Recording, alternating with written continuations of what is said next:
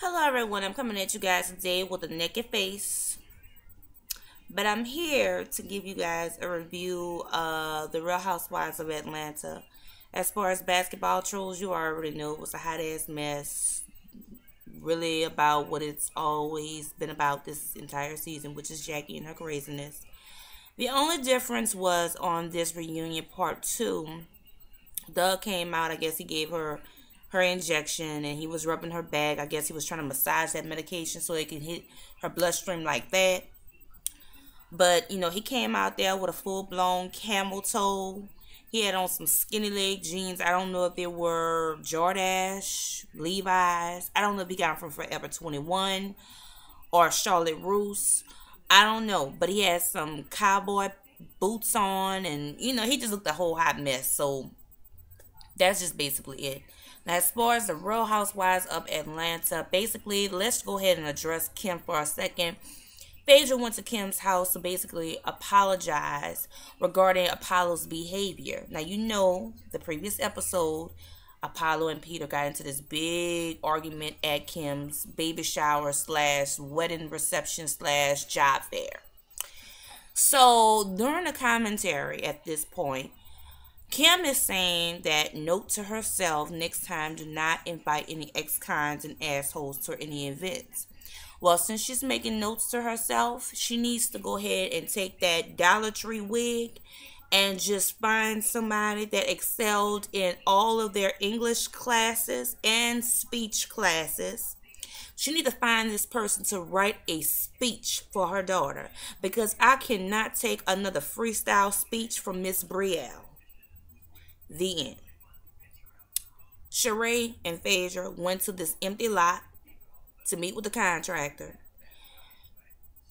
He hadn't even started with laying down the foundation, okay? It's just a bunch of dirt, rocks, and trash, basically. Now, if you guys remember, the previous episode, Sheree said that she's building Chateau of Sheree in one of the most desirable neighborhoods in Atlanta. So basically, she was trying to sell us a story. Now, if you guys paid attention to that scene where she and Phaedra were at the site, there was a house across the street. And this house was a white house.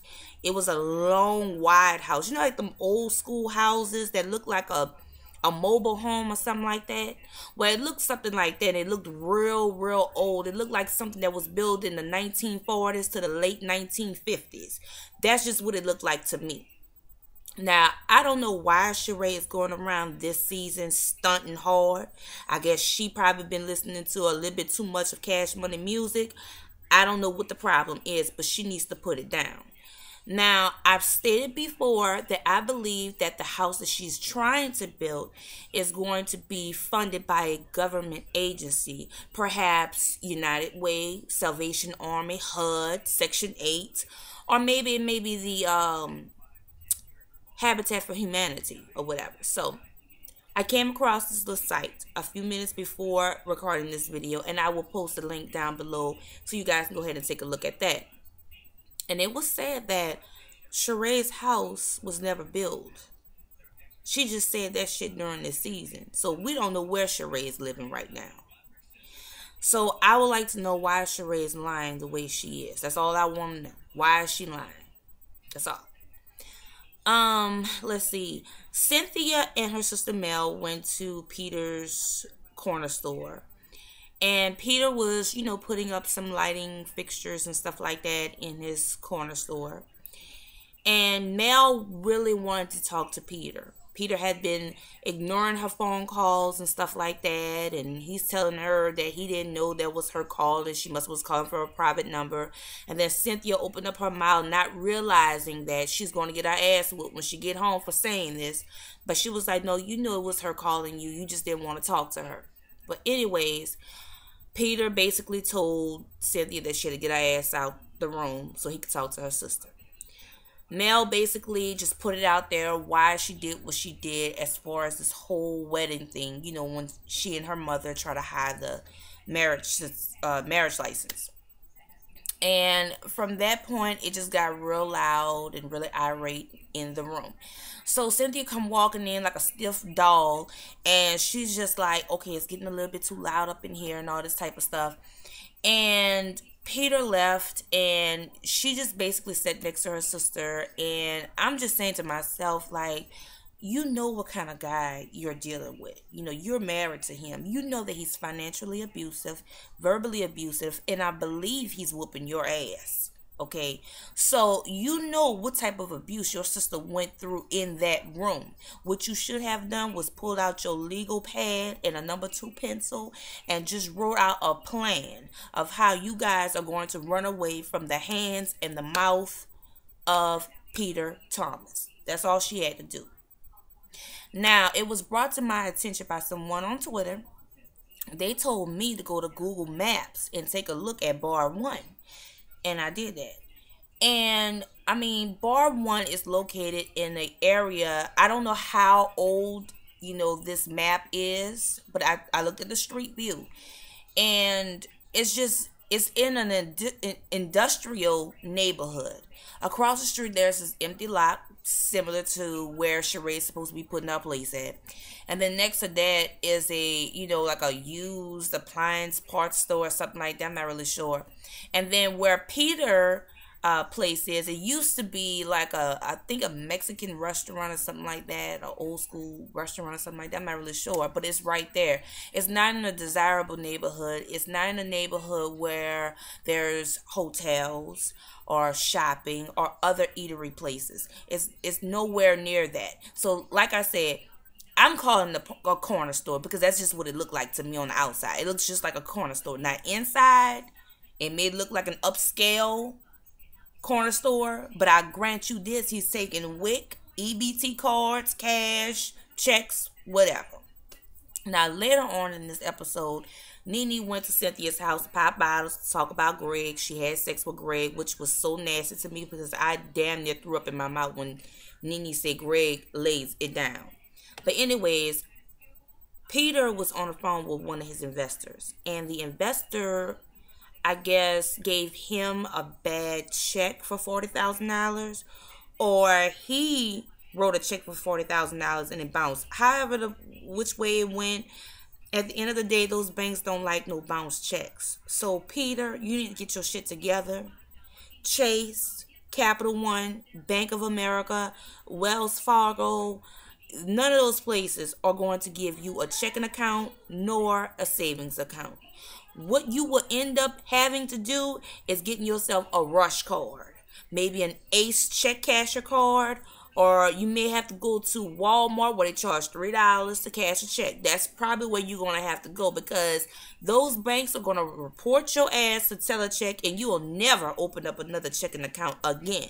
Now, as far as this whole loan that Cynthia's talking about she endorsed, y'all better pay Fannie Mae their goddamn money, because they don't play that shit. They will take your ass to court, put a judgment out on all your shit, or a lien on your shit, and it'll be a wrap on it. But anyways, so fast forwarding now, Candy and Phaedra met up with Sheree at this hotel where Candy is going to be having her 35th birthday party.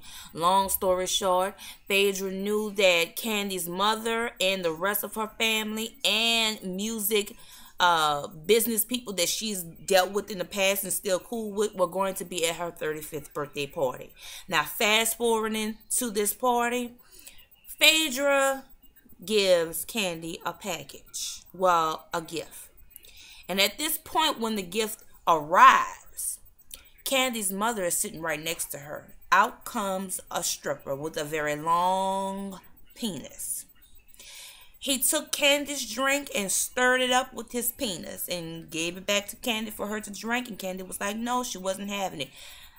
Candy's mother got up and she walked off. She was pissed off. But what really set this lady off was this motherfucker gave himself head at this damn party. Now, I have a few questions and I would like some answers. Why was Peter sitting there smiling? Why was Peter grinning? Why was Peter's tongue hard and curled up in his mouth? Why was Peter just in amazing, like he was an amazingly shocked or something like that? I would like to know, why was Peter sitting up there watching this? I mean, he was blushing. I would like to know.